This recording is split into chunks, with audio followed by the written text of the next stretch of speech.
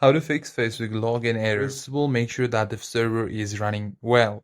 Open any browser and simply search for Facebook Down Detector and tap on the Down Detector website.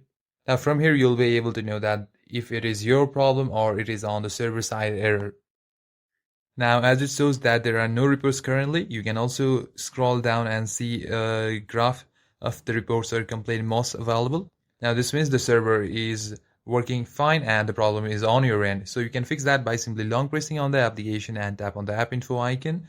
Now simply scroll down to the storage section and tap on clear cache and tap on clear cache at the bottom. Then simply head back one step and tap on force stop just beside uninstall at the end and tap on OK. Now simply close the application and try opening it again.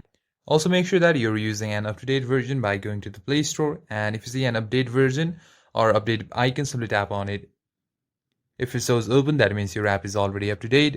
Also make sure that you have a reliable internet connection. First of all, turn on your airplane mode to reset your Wi-Fi network.